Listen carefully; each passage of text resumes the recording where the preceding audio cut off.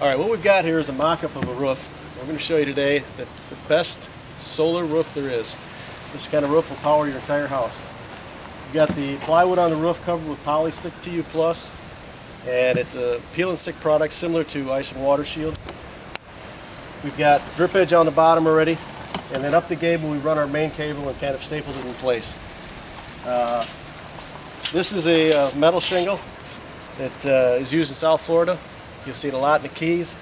It withstands all kinds of weather, winds, hurricanes, lasts a long time. What we've done is we've taken this Y out of it and this dimension down here and made it flat. And the reason we made it flat is because we put Unisolar solar film on it to make this type of roof a solar roof that will produce electricity for your house. On the ends and the anywhere that need to be cut, the problem with the existing solar film for standing seam roofing, which is where this product is used now, is the anywhere that the solar part is not, or rather is, sticks out like a sore thumb. The rest of the roof is a different color. What we've done is anywhere that we can't use the solar, or we don't need it because you don't need solar on the entire roof, just because unless you want to produce electricity and sell it back to the power company. But anywhere you don't need it, we've got dummy shingles that have a film that looks exactly like it, but it does not have the you don't need the expense of the silicone and all the wiring and whatnot that goes into the manufacture of the film that makes the film expensive. So anywhere that generally on a house, here's I'm installing it. I'll show you. What we've got is we just quick connect these wires together, and they're wired in series, or parallel rather, as they go out to the end.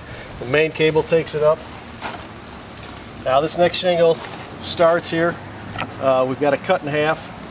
That way it lands in the center of this one. This is a dummy shingle again. This has no wiring in it.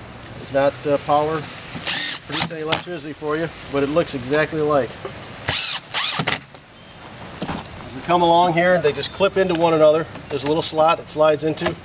The wiring is underneath right here where there's no screws or anything, and there's a little void behind the shingle made from the thickness of the film, and that way the wires are safe, they don't get squashed. Everything is watertight.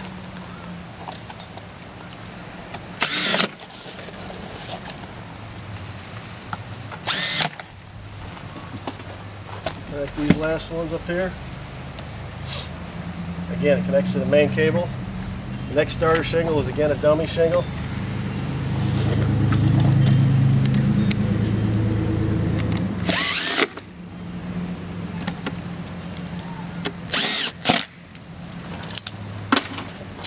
Then on the edge, we've got a piece of gable trim that goes up the edge.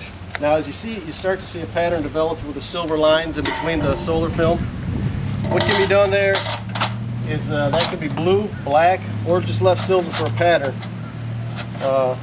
This gable trim is raised a little bit to hide the, to keep the cable safe from being squashed, and obviously out of the weather. The screws we use here are 5V screws. They have a rubber washer around them which seals down. Underneath here would be a butyl tape. I didn't put it on just for this. But would also keep the water from going over to the edges.